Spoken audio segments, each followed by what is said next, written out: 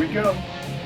It's springtime again in New York as we dust off our hang gliders and head up to Ellenville Flight Park, upstate New York. Fellow hang gliding pilot and amazing artist, Roger Baker creates the world's largest portraits in the field where we land with our hang gliders. Roger has created the world's largest portraits of the Statue of Liberty, Albert Einstein, Elvis Presley, and Jimi Hendrix. During the winter months, many people ask Roger, "What are you going to cut in the field this year, Raj?" And his answer is usually, "I don't know, I haven't decided yet." So here we go to visit Roger and see what his idea is for this year's field portrait. Are you here?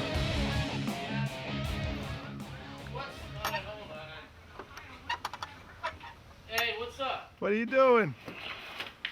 Here's the picture I'd like to do of Coltrane.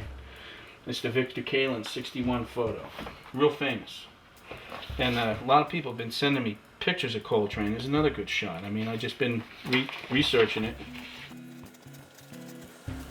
Try to get that bell of the horn right so that we can fit it onto the field. So I just fooling around here. This is the top of the field. This is, that's northwest. It'd be great if we could get, you know, real quick here, we could form sax players into music notes drifting out of the bell of his horn. Like 5 or 6 music notes like this. And they could be walking. These would be formed out of, we take 1,000 sax players and their horns and we form them into 5 or 6 notes that are actually in movement, drifting out of the bell of his horn. But anyways, I don't know, Coltrane. You know, we got a half a dozen other things we could choose from. But you know, I was thinking, I just got done painting a couple of bikes. Here's one I just got done doing. And I was thinking that, motorcycles played a large part of my existence. At least putting food on my table and buying a few toys. But all the custom painting, it's been pretty good to me. So I'm thinking pay homage to the custom motorcycle business. And I think I'm thinking about changing from Coltrane and cutting Indian Larry. You know, I'm really considering that. I think it could be a good one. And I think so. I don't know, but I got a real strong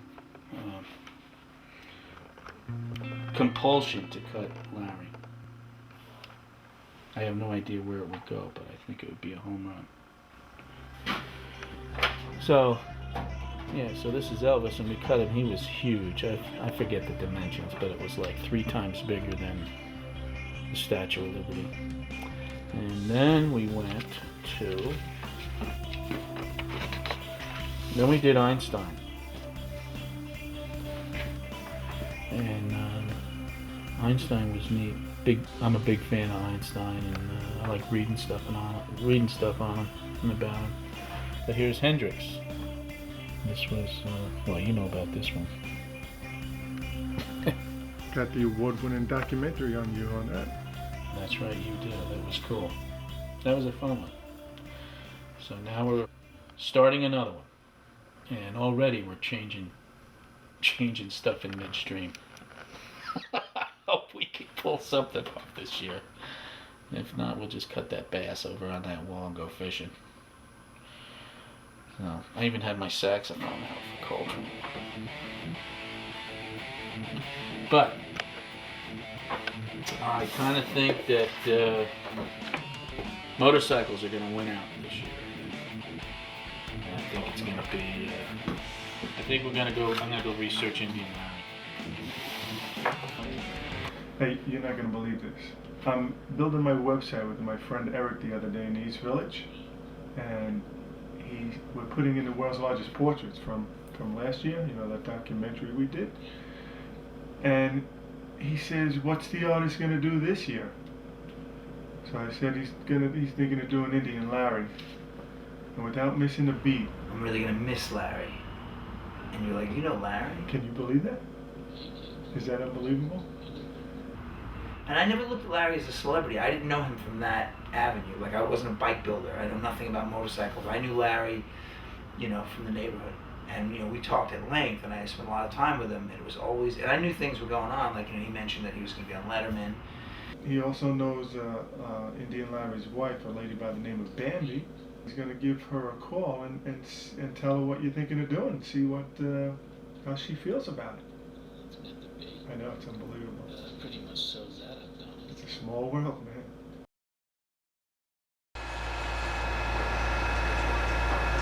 Man, this is gonna be a good one, man. I am so psyched. This is gonna be a challenging piece, man.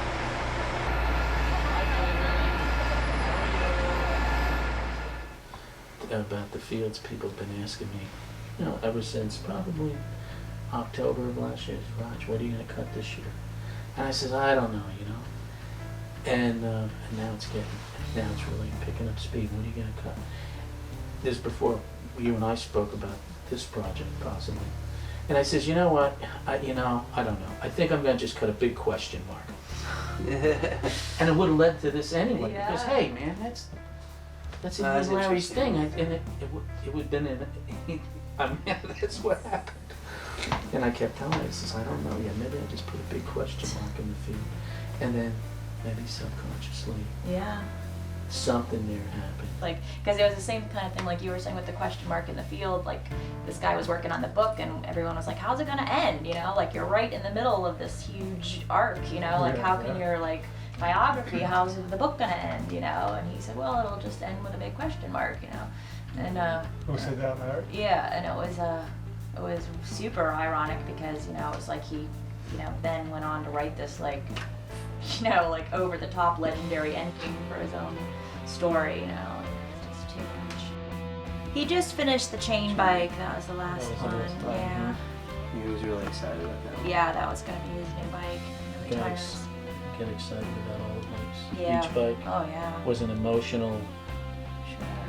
yeah, each project. Yeah, that was part of the accident happened while they were filming. So what they do is they build the bike in a big challenge, and then the two builders that are building against each other ride on a big ride. So they rode down to North Carolina together, him and Mondo, and then they sort of set the bikes up, and the people judge. Mm-hmm. And yeah, and he did a big stunt show. She was really excited about it. He was finally getting to the point with these big shows where he was commanding these huge appearance fees, and he could orchestrate, you know, everything. So he got this Right. friend of his, JJ Steele, is a professional stunt show, thrill show guy, booked to be in so that he would get the exposure on Discovery too. And he was really excited about it. And they concocted this big fire ride stunt to do together. And then, but they, you know, the event just promoted the hell out of, like, Indian Larry's going to be doing all these stunts, you know, and it was sort of like not really the case because he wasn't being paid to do stunts, or, you know, he got his friend booked to do the stunts, and he was just going to kind of, you know, participate a little bit, but he got so, I mean, he was so caught up in it and so thrilled to be doing the stunts, and that's where the accident happened. Yeah. That's it. Hey. What are you doing? Hey, what's happening, man? What are you up to? Hey, hold on, let me turn this thing on. I'm working. What do you think I'm doing, man? How's it going? Good? Making any money? No way. I'm not getting nothing done except this thing. This is cool. Hey, hey, hold on. Let me put this thing. I'm running out of markers. I'm trying to get this thing going here, you know? Figuring out on the field. It's gonna fit perfect, man. I really think so. Look at this thing. I think we're committed, man. But check this out. That guy, Tim, he sent us, check this out. He sent out the, Tim sent us this, the Indian Larry tape. And then he sent us this picture. You gotta see this. This is outrageous. Check this out. Look at that. Oh, it's perfect. There ain't no way I can cut all that stuff. I think, you know, I said, I'll be there for years. So when Roger came in, I obviously had all this enthusiasm for the project. I thought it was so cool. I mean, right off the bat, first of all, what Roger does is cool. It's this amazing project that I just thought was just the coolest thing I had seen. And then the fact that he wanted to immortalize my friend in such a way, as part of an art piece, as part of a tribute, as part of a memorial, I flipped, and I know with all the passion that I could muster, with all the love that I could feel for Larry, with all the enthusiasm that I have for Larry and for who he was, I just sold Roger on that, and I went on and on. I know it. I know that I, not intentionally, not to convince him that this is what he should do, although that was my intent because he was already halfway there, but to say, Roger, of course, yeah, you have to do this, and this is why, was really an amazing moment, and I felt very connected to Roger right away because not only how I respected him as an artist and what he was doing, but because he was doing something to honor my friend in a way that I knew Larry would appreciate, in a way that was so over the top, that was so much fun, that was so serendipitous in so many ways. I mean, we found out that Larry grew up not far from him. We found out that we all had mutual friends. We found out that there were all these connections, and there continue to this day to be these connections, that it just seemed like the right thing and the right moment. And I love making that connection with Roger, and I remember it very distinctly. And I remember Roger walking in here very almost timid, not quite sure what to expect of me or of why he was here, also not knowing if this was the right thing to do, if Larry was the right project for him. But I know he walked out of here very enthusiastic, not only about Larry, but about doing the field project with Larry. I've been going through green markers, dude.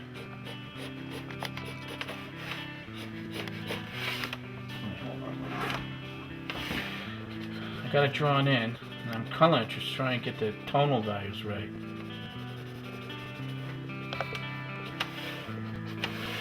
Get on this side.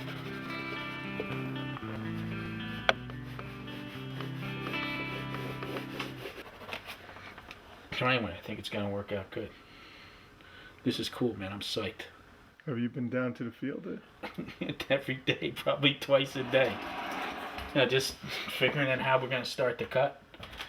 You know, it's you know how it was like Hendrix. Only this is more so. This is you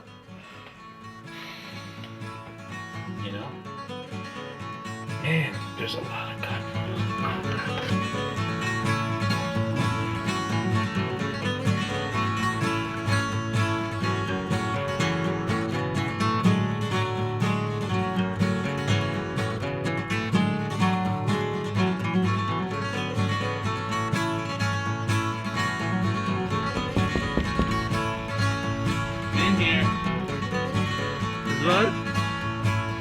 Is Roger the artist in there? Hey, man. No private moments.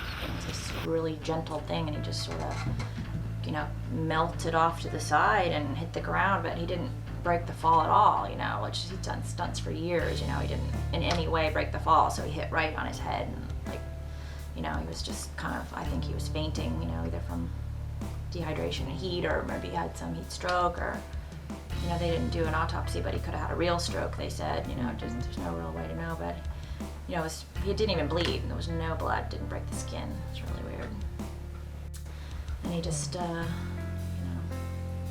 it hit really hard, and it didn't matter, just was, you know, I talked to him for a second, he said, sweetie, sweetie, a couple times, you know, and he was really fighting, all the people were trying to hook him up and get him in the brace and everything, and he was fighting all that relief, and I was trying to get him to calm down, and so he was conscious, but he was really, you know, he was very belligerent, he was fighting to get all the people, you know, technicians off of him and stuff, and we were just trying to calm him down, and you know, so that was like 5 minutes, and he was just dazed, like he was really, you know, total, I don't know what that condition is, shock or whatever, but he was, you know, he just said sweetie, sweetie a couple times to me, and that was about it, and then but it was really awful because we all just thought it was concussion, you know, so just no blood, nothing, you know, it took us like an hour to get to the hospital, and then they wouldn't tell us anything, and, you know, we were kind of joking like, oh, they're gonna, and I kept thinking, oh God, they're gonna shave his head, you know, like he's gonna lose his hair, and he's gonna be so mad that he like took this spill while the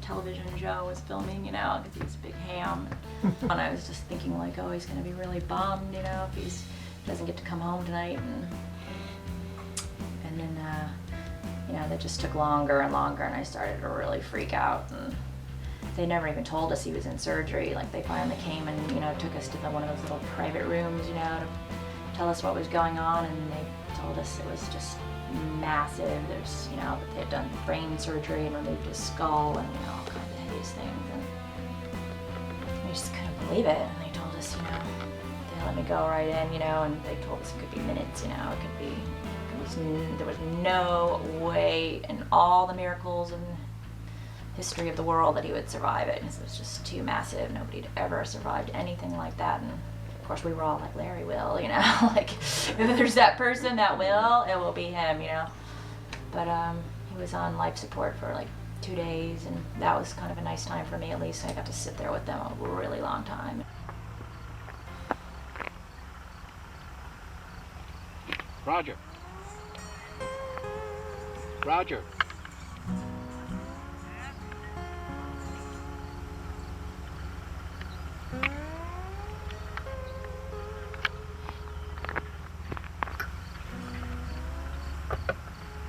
Just go to your left about a foot. All right, back to your right a little bit. Okay, you just walk past the line. Your left. Close enough.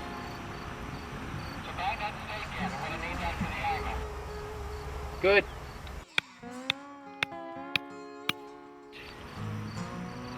Why didn't he cut him? See, he's watching you.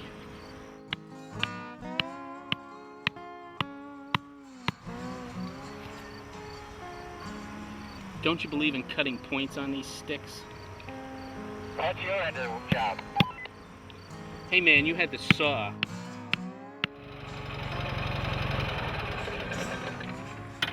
What's up, man?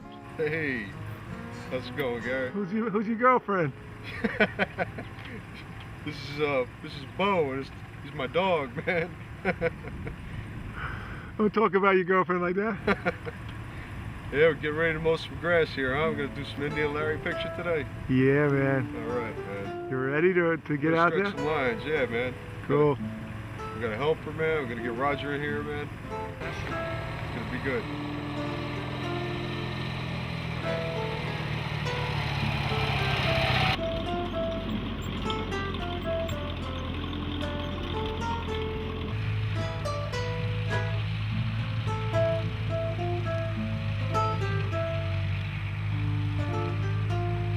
I'm gonna cut all this stuff today. We got all the highlights in. Now I'm gonna do a half cut. I'm gonna go over here and do a half cut. I got some of this in. Go up here, mess around up here a little bit. I think what I'm gonna do right now is I'm gonna cut this, and then I'll come back in later with some trimmers and do his tattoos.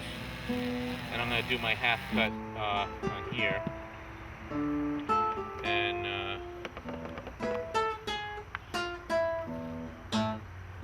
And the mower got me right here on my arm. The muffler got me today. I got my burn. My token burn on the muffler of the lawnmower. It got me yesterday. So, anyways. I'm gonna go get the mower. I'm gonna go cut. I'm gonna go work on Larry's neck.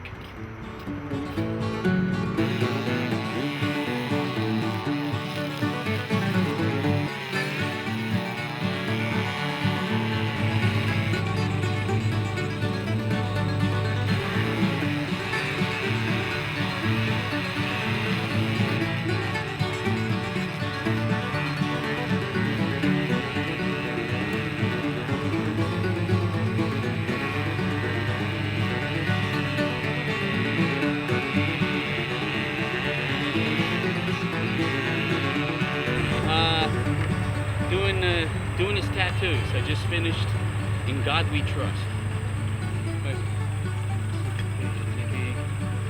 In God We Trust. And then backwards is vengeance is mine, saith the Lord. No fear. Larry clogged up my mower. Right back. Here's Here's part of Vengeance is Mine. Here's some of In God We Trust. And here's a handful of No Fear. Beautiful. That photo sort of became the memorial photo for Larry.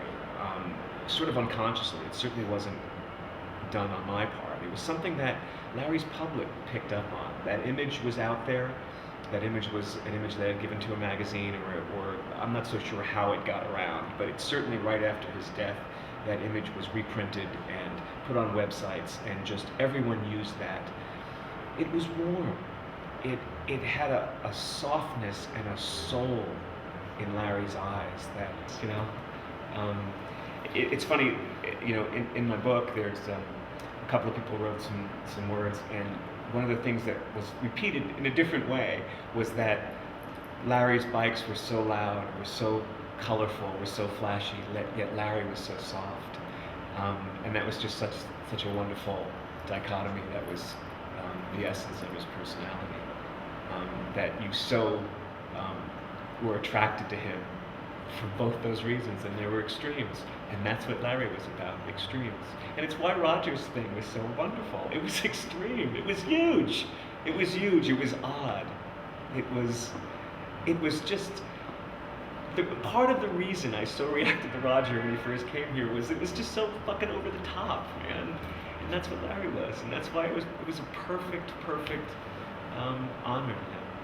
Condon from the Horseback Street Choppers.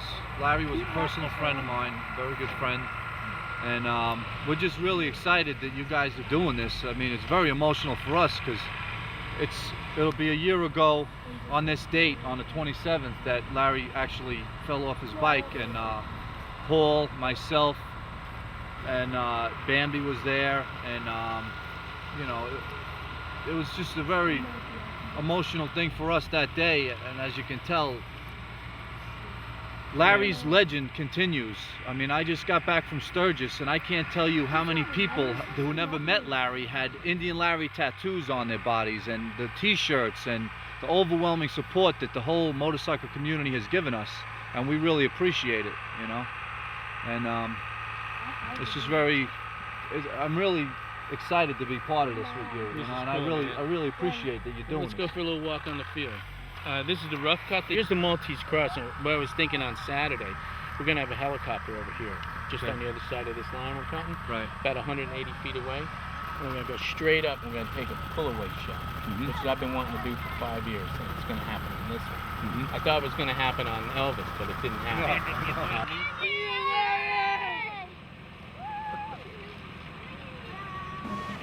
Well, I just know that Larry had a good sense of humor about all the success too. He was just, Oh yeah. he was I thought it was hysterical. He thought it was like, funny, really. You couldn't believe it, you know? You'd be like, are they serious? Why do they want my autograph? You know, like, he was so like, he was super humble about it. I'd tease him a lot, you know, about having to get like that whole front portico cut out to fit his big head in, you know, because sometimes he'd get a little full of himself, you know. He'd say these things every once in a while. He'd say like, when did I get to be the new Messiah? You know, and I'd be like, oh, shut your mouth. He was like, you know, kidding, but it was kind of, you know, it was shocking to him all of a sudden that suddenly everyone was, you know, so intensely moved by him. It was like, God, you know. Like at the memorial and stuff, you were like the rock star wife, you know, like almost like trying to comfort them in a way, it seems. Yeah, but it was like, you know, like that his whole fan base, the beauty of it was like love, you know. It wasn't like, oh, you're so cool, like that kind of weird celebrity fan base. It was like this love fan base. And I mean, the unbelievable amount of support and love, like, you know, I think if people have, you know, so, like, I mean, celebrity is kind of a weird word, you know, like even to describe him, because he was just more of a hero, you know, more than a celebrity. I think he's very underground hero success story kind of. That, you know, wasn't. I mean, there was celebrity from TV, the people that never heard of him, of course, but even then they just loved him, you know, and they were inspired by him. It wasn't like they were, I don't know, it was a different kind of thing, like this humongous, yeah, like very much a legend, and very much like, you know, it was hard, you know, in a certain way to face all those people, and you know, then we had to film like a whole nother show afterwards, and that, you know, was kind of creepy in a weird way, but his message and his energy is so positive. You can only be thrilled by putting it out even more and keeping it alive, because people just really feed off of, they get so much positive energy from his ideas and what he stood for. Larry will always live in my heart. What can I say? I don't mourn his death. I celebrate his life. Larry was a true spirit of a human being. Larry was humanity. He treated everybody like they were the greatest person in the world, and that's why everybody loved Larry. Larry will always live in my heart, and the hearts of everyone else too. I mean, everybody that's here today. Larry was the best. In the definition of the best, Larry was the best. What you making? I'm making a mount for the camera for in the woods, up on the side of the mountain, so that we can attach this to this sawed-off tree trunk, mount this into it, have full XY on the camera, 3-axis control. And for what? For what reason? For the time-lapse sequence of the cutting of the Indian Larry Memorial Field. And this is going to be pretty cool. So we're building a contraption so that we can set the camera up on this precipice, up in the Shanga Mountains, 1,000 feet above the field, so that as we cut the field, we could do it in time lapse. You know, just like they do. You know, see time lapse of flowers opening up and birds flying and hummingbirds and all that stuff. So we're going to do it with the cutting of Indian Larry. Very cool. It's going to be one of those days, huh? So we got a little buddy right here. This is cool right here. Look at this. This is nice. Right on this fly lands on this Indian Larry's nose. Come on, come on, come on. Come on. Come on, you can go. Come on. Come on, come on, come on. It's reincarnation. Hey, come on, come on, come on. Come on. Come on, come on. Hey, come on, buddy. Come on, get back. Come on. Hey, come on, let's go over here a minute. Come here. There we go. Come on back on. There you go. Thank you. Okay, this is our pet fly, and I don't know what species it is, but it seems to really like where it's at right now, and it's wild, man. Come on over here. Hey, come here, come on. Come on. Come on. There he is. Hey, man. Going back onto Larry. Here we go. Come on. There we go. Beautiful. So we're going to take this. Come on over here. There we go. We're going to bring him down this way. We're going to have 1949. Then we're going to have the Larry's question mark. And then 2004 down the bottom here. It'll be a best scaled up like that.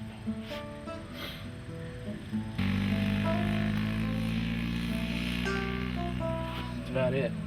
So I'm going to go out and stretch some strings, and we're going to put some numbers into the basin field. And when it hits 95, I'm going swimming. I call.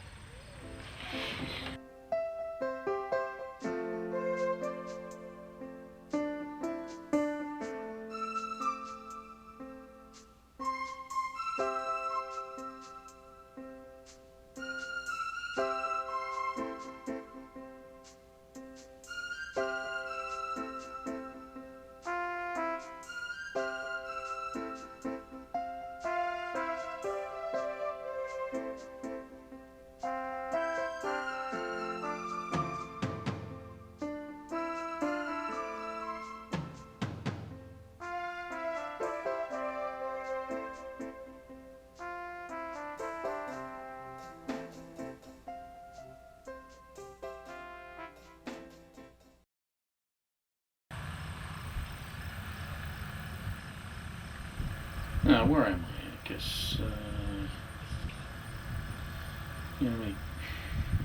Here's someplace in the... Oh, there we go.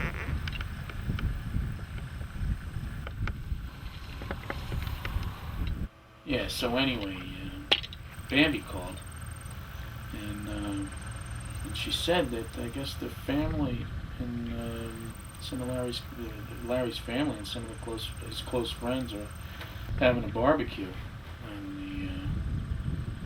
and she told him about the project. I guess when I heard they were really excited, and they invited us over to the barbecue. I thought that was pretty cool. It was unexpected. I guess we're gonna meet Larry's mom and Larry's sister. That should be. It's really getting interesting here. Wow. Oh, you want me to talk? Yeah. I'm Indian Larry's mother, going for my first. No, I can't say my first motorcycle ride because I did have a friend when I was a teenager that I went riding with him, but in the sidecar. So this is the first time actually a motorcycle ride. I sat on Larry's bike, but he didn't take me for a ride. I think he was afraid. Wait a minute. We ride at dog. She wouldn't be able to ride on the other bike. So used to a chopper, you throw your legs over. The front's in the front and the back is in the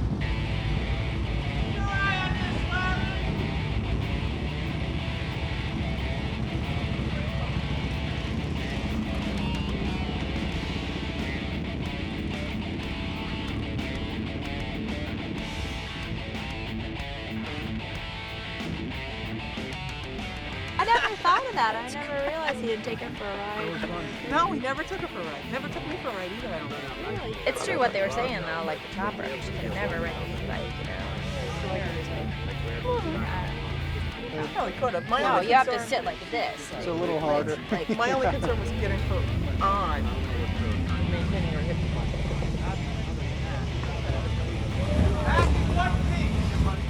I'm Larry's sister Tina. What else you want to know? Well, how's this day going with people coming Oh, up? it's great. Took Mom out for a bike ride with Mike and Krabs, and it was basically her first on the actual bike rather than a sidecar experience. Yeah, Larry never took her out, so that was a first for her, and I think she liked it.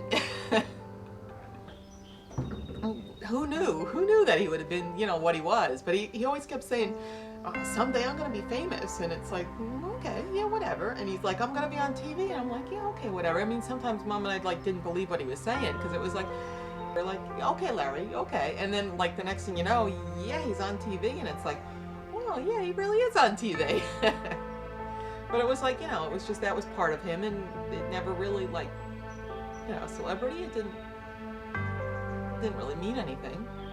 It was just, that was him. That was what he did. Built bikes and I guess just lived his life. Larry was always interesting. I mean, we went to see him. I mean, when he first got out of prison, I had an art project.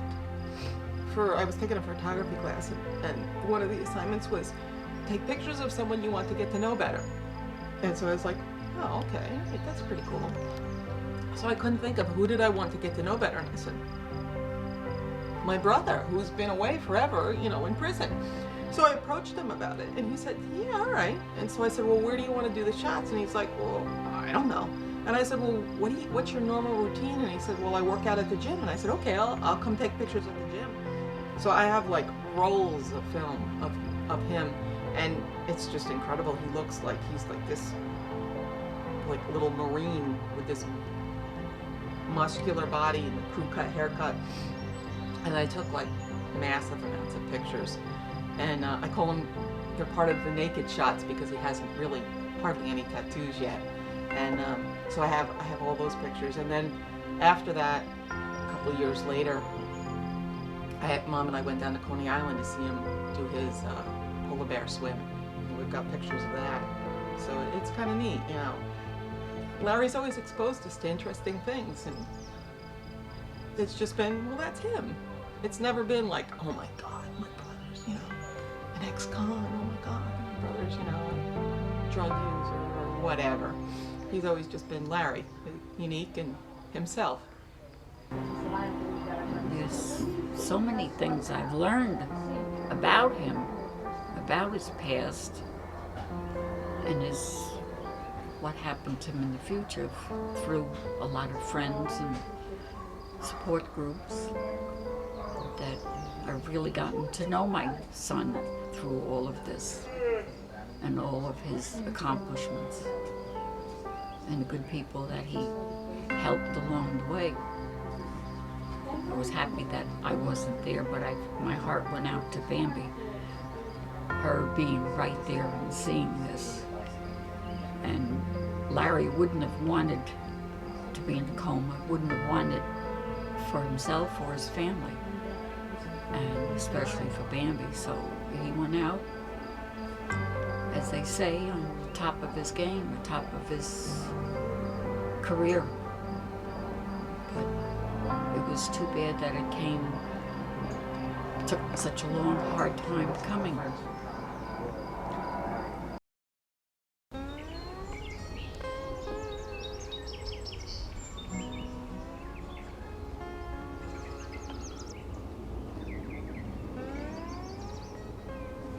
Hey, did you know Larry?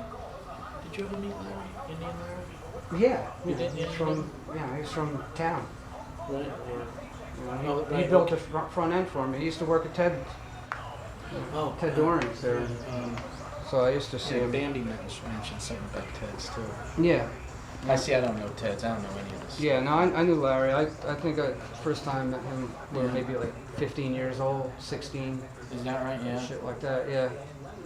Yeah. Huh. And then he worked at Ted's, you know.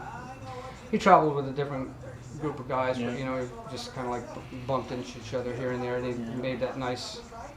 He did a nice original Indian girder front end for me. Oh yeah? That was on my old BSA chopper, and that was like 1972.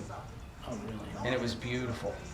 And I remember going in, he had finished it, he was laying on the bench, and he goes over, he goes, "Is this okay?"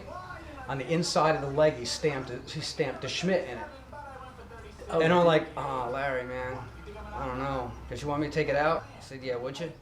And he ground it out. That front end would be worth like big, because it was off an original like a 39 Indian Scout, you know. And he did a real nice job extending it out and everything, and it would have had his name stamped in it. Somebody would have killed to have it. Now wherever it is, it's laying in a garage or a corner somewhere probably. Wow. But yeah, and I had him grind his name out of it. Good move, Fred. Yeah. Yeah. Well, who knew? Who knew? Yeah, right. But it's a great I didn't know he story. was going to be famous. Go over to my buddy Tony's. He's got a whole, it's a garage like this. It's filled with Triumphs, vintage Triumphs and stuff. And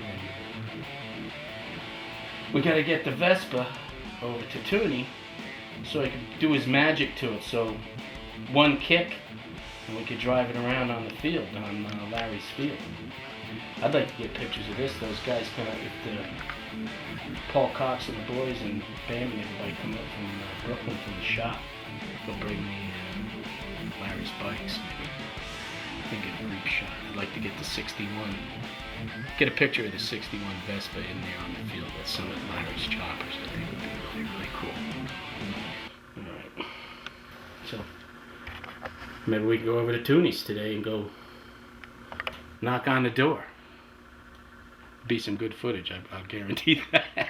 It'll be good. You're coming down, right? Yeah, and you're not that far away. So how many people do you think? I got probably like 40 coming from, I'm kidding, Becky. Yeah, I don't know. There's probably going to be 8 or 10, 12. Good. So I'll put couple extra briquettes on the hibachi, man. Good. Oh, no, a little bit of, I think Goldwyn will be down there.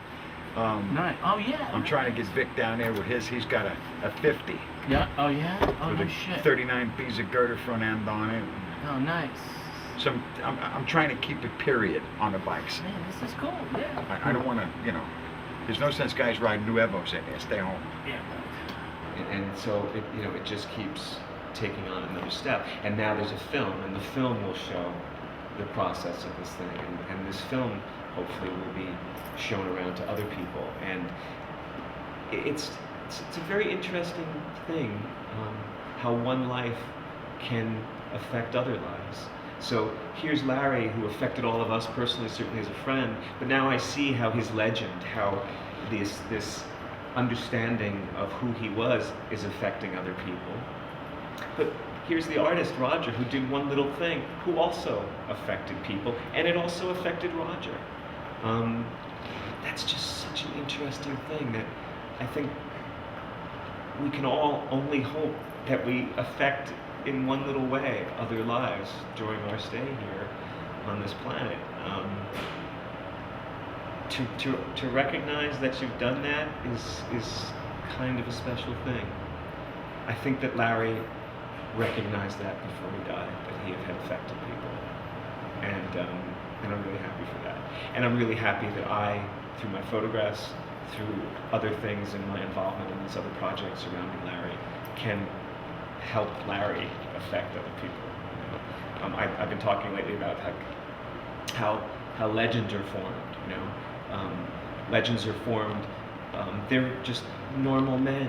They're just normal people. We're all the same. None of us are supernatural. None of us are that special. We all have special qualities, but none of us are different than another. Legends, Billy the Kid, Jesse James, all those kind of cowboy people and those sort of things. They were normal guys. They might have been really good at shooting a gun. They might have been really good at one thing or another. But in some way in their life, they affected some people and did something. And through the rumor mill, through stories, through art, through depictions of their life in some way, this legend becomes bigger than their life ever was, really. This legend is created. And through Roger's work, through the book that I'm doing, through Paul Cox carrying on the legacy and still building bikes in Larry's name.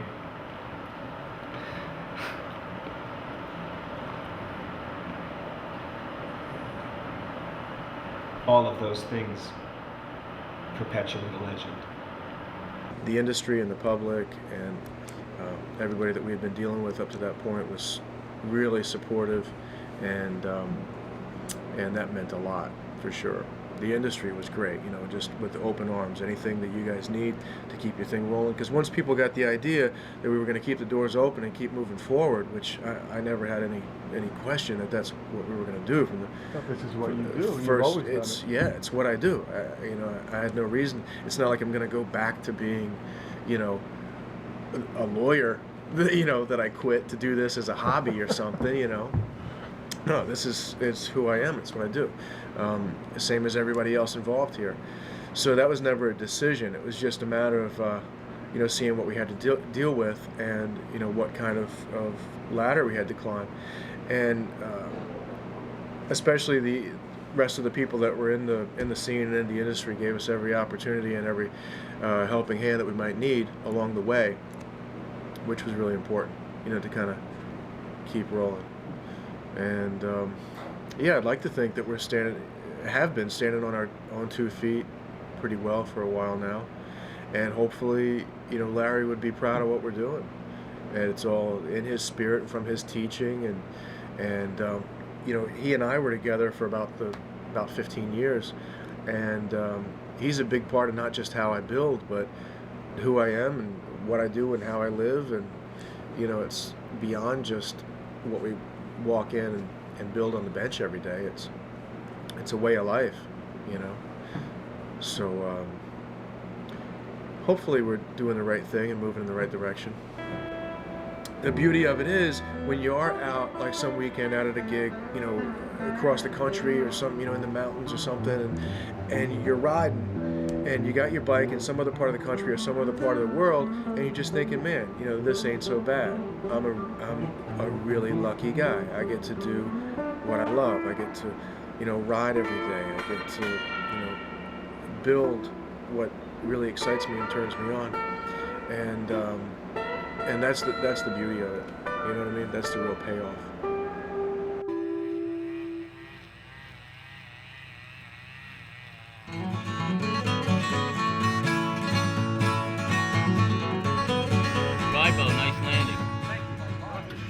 did it look this morning? You lost a shoe. Where? Very good. You can see it? At what altitude? Very good. Who did Really? you hit? Who did you hit with your shoe? I was just running and it popped off. You doing a low pass bombing run or you dive bombing? Just launching.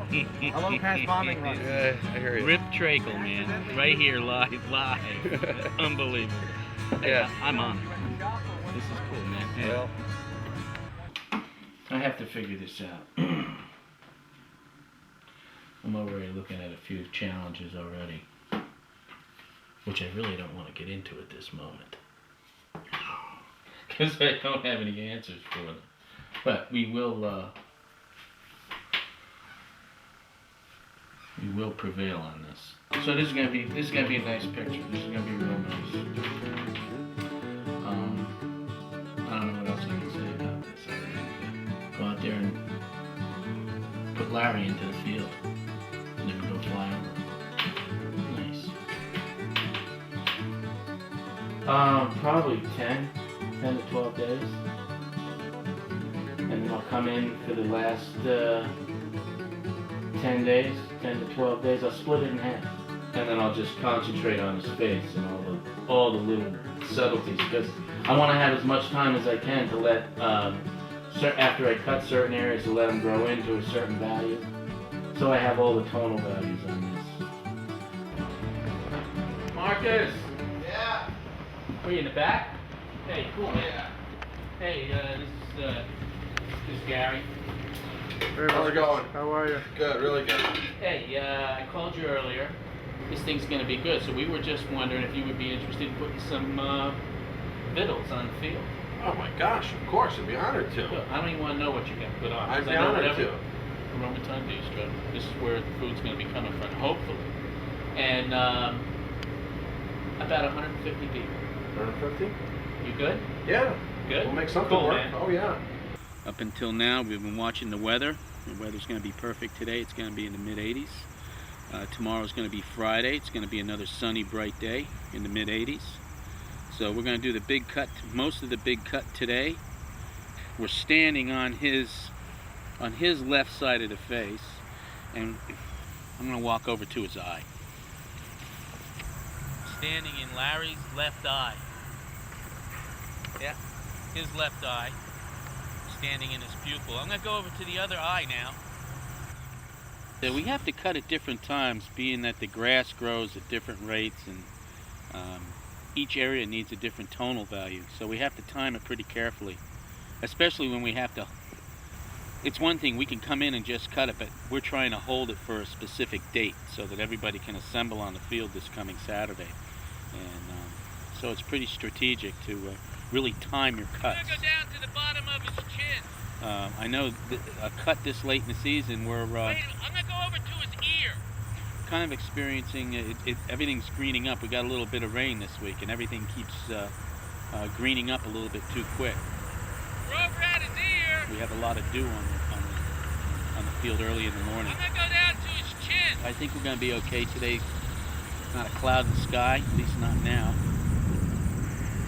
I'm over at his chin. And the sun's going to beat down on this canvas here, and we're going to have, I think we're going to have one outstanding image this year. This is going to be outrageous.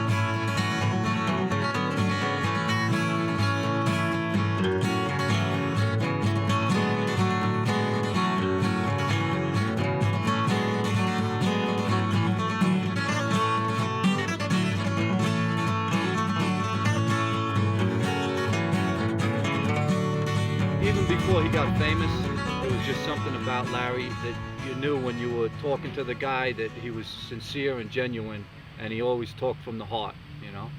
He was crazy, but he was one of those people that would give you the shirt off his back, and very sincere, and you just felt that. He always made you feel comfortable. We had just come off a long run for 3 days. We were riding down from Pennsylvania down to North Carolina with the Discovery Channel. Larry was going up against Mondo Horowitz of Denver's Choppers, who's a friend of ours. And we had a great ride. It was a bunch of good friends. Larry was in great spirits, you know. He was on top of the world, you know. He was becoming a legend, and everything was really starting to take off for Larry. Things were going good.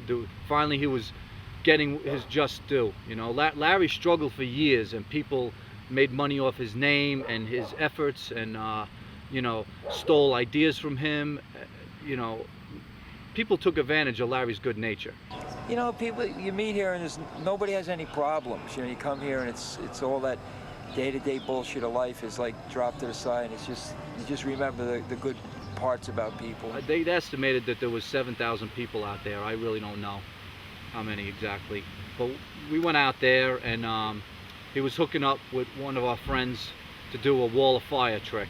And Larry rode the bike through the wall of fire, and he pulled JJ through the flames. JJ held onto a rope and was in a suit and just slid on the suit on the back of the bike. And they did that stunt, and you know, the crowd was going wild, and Larry was all hyped up. And his way of winding down was he would surf on the bike. That was his trademark. And he didn't really do it for the crowd. He does it for himself to calm. That's when Larry's in the zone.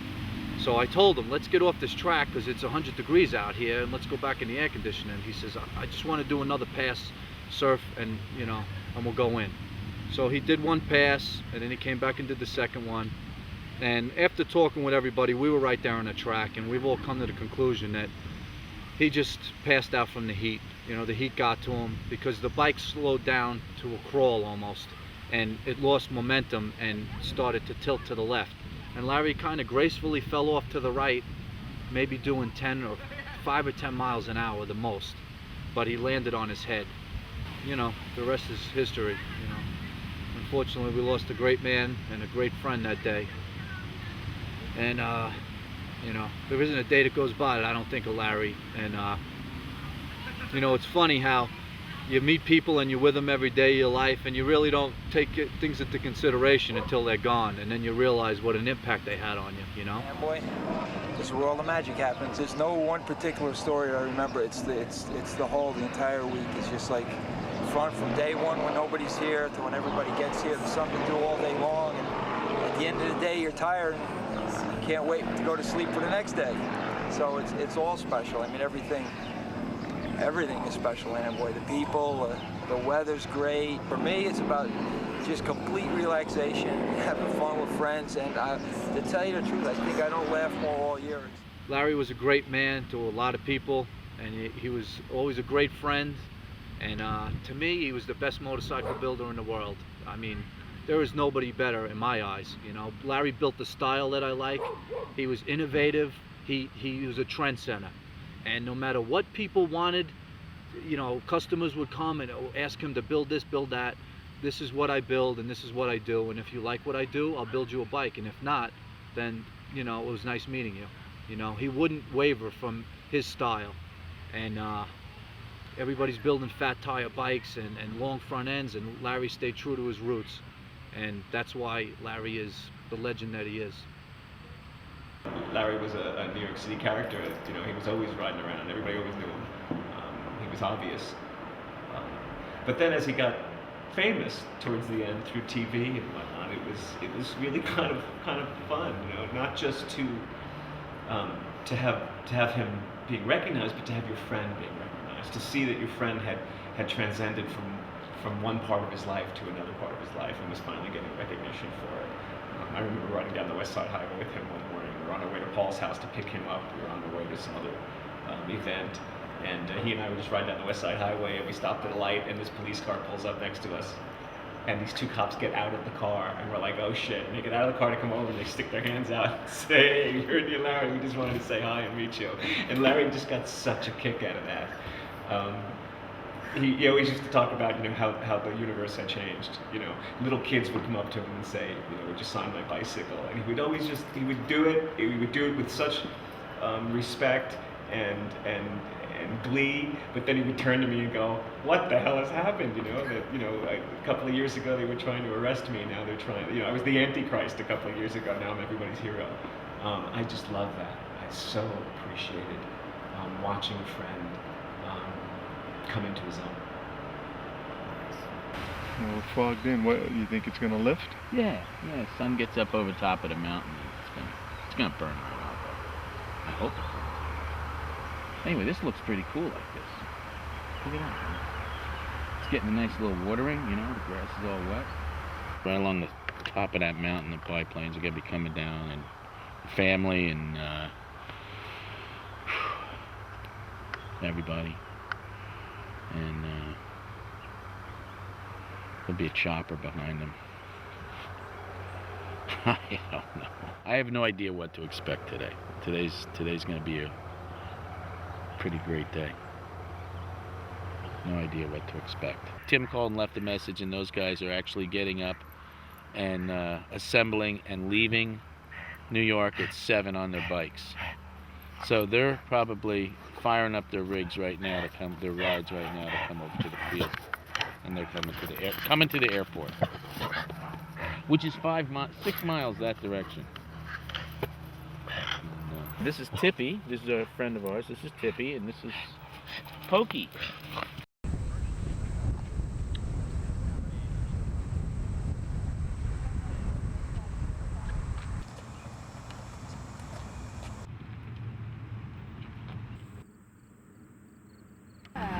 I've been pretty speechless all week. How long will it stay? It depends on the weather, probably about 10 days. Of the anniversary of Larry's death, Roger said to us, "That's the day we're going to unveil this thing. You need to be up here by 10 o'clock at Wurtsboro Airport, never been there before."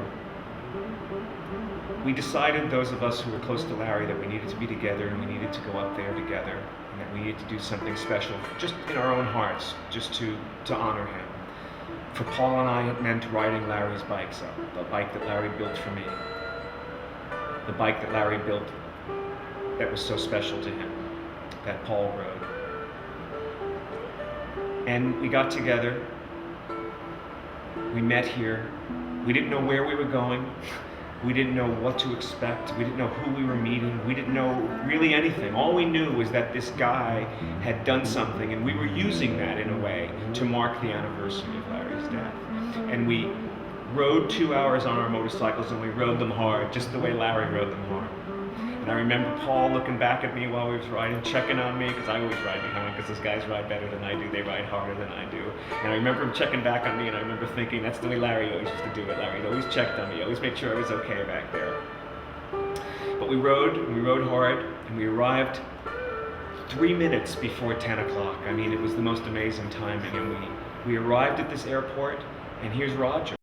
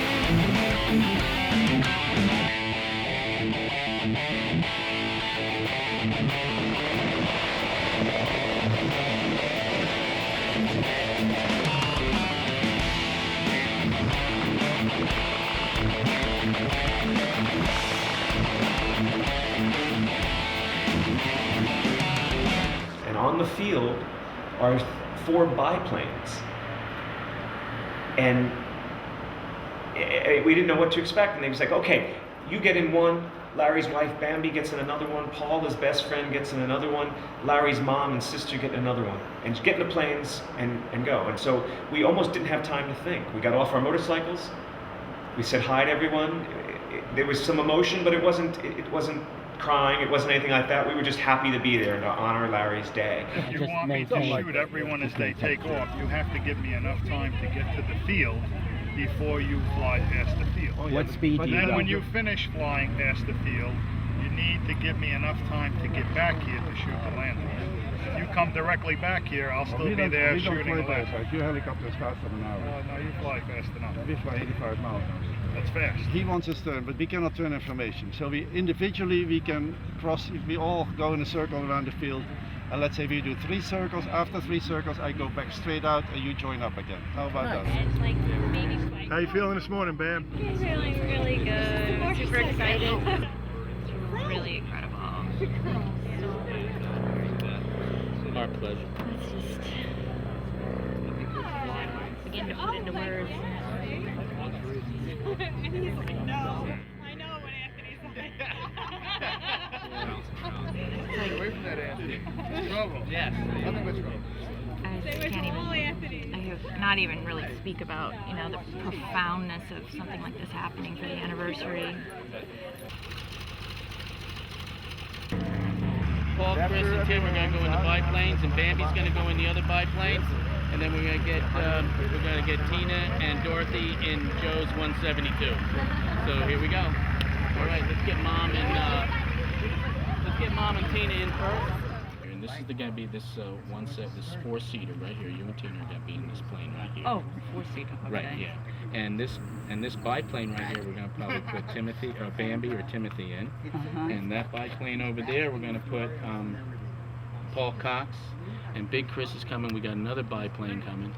We got 4, and we got another one down around the corner. So we're going to have 4 biplanes, and you're going to be on that lead plane. Okay. There, so.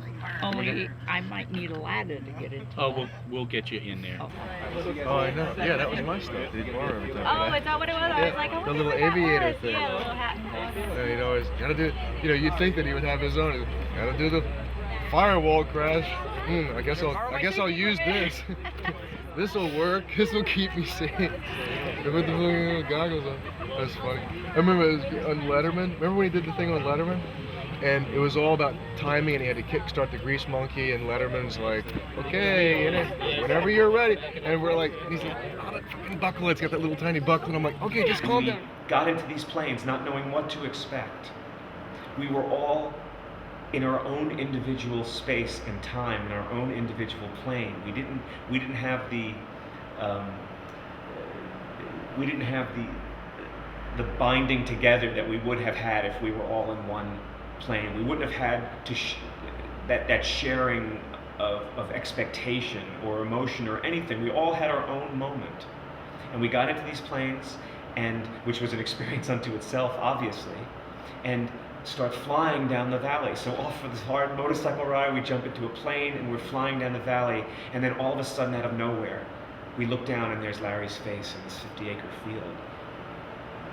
It was the most amazing feeling.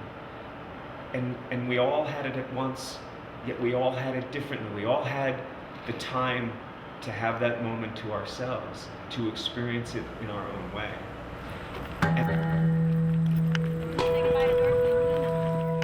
She's in that plane now. You want to go see? Go ahead. Yeah, they're loading in the plane. She sees you.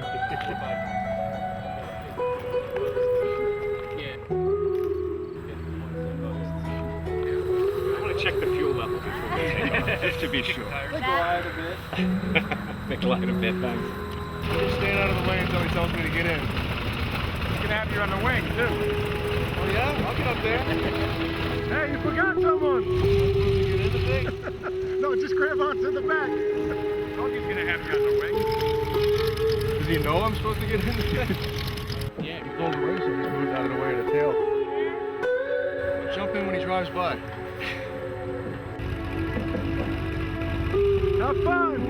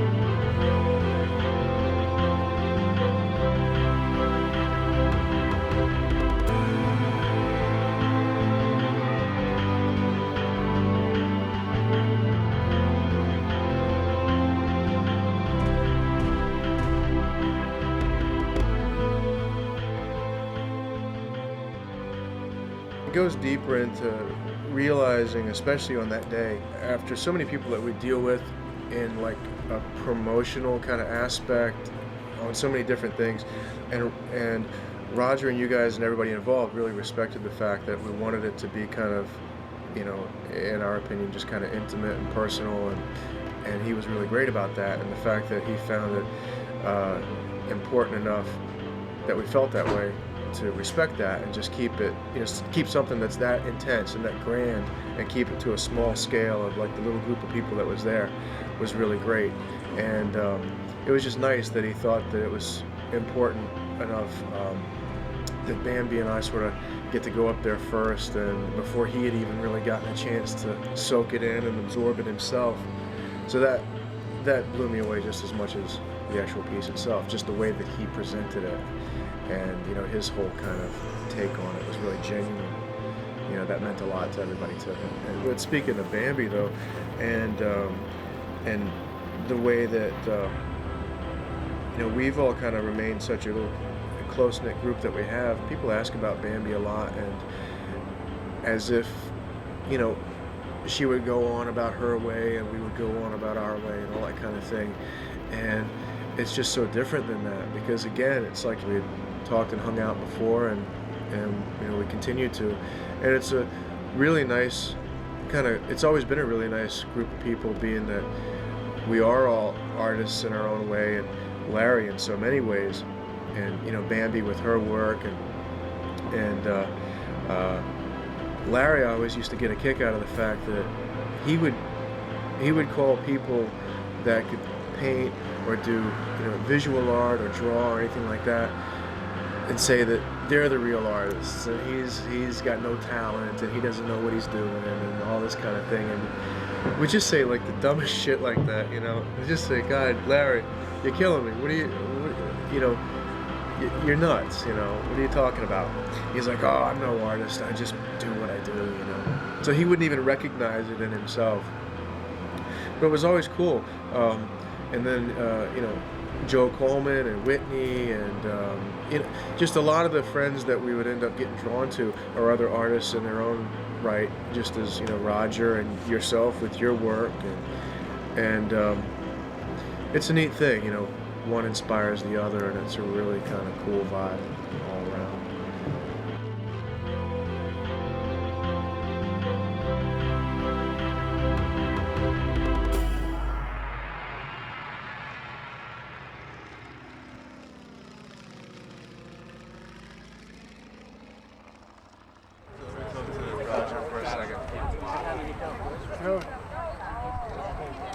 Holy shit, man. One thing that, right when I saw it, one thing that struck me was, out of everybody in the past year that's been doing like paintings and drawings and illustrations, that was the best likeness of Larry in grass that I've seen yet. You know, to be that difficult of a job, that's the best likeness of Larry that I've seen yet. Just so she could see you. Unbelievable. Unbelievable.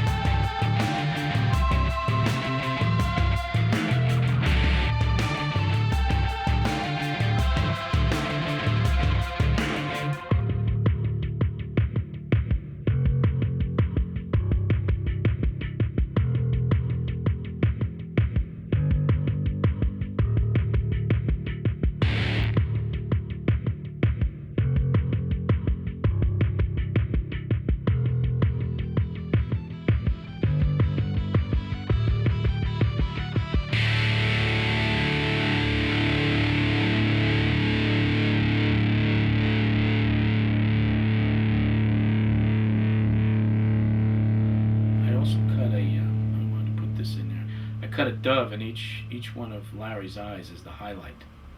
And I told Bambi to go check it out. I'd also want to invite everybody out to Larry's Question Mark for a special moment. They won't know why. Only a handful of people do know. And, it should be pretty cool. Here we go. Let's have at it.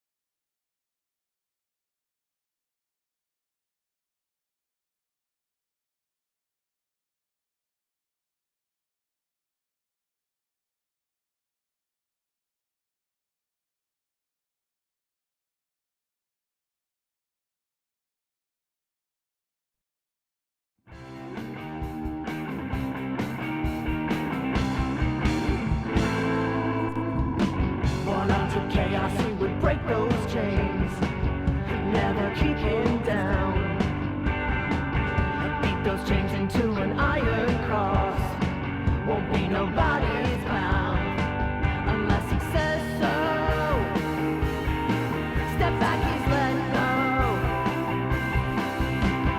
Indian, Indian, Indian Larry, chopper royalty.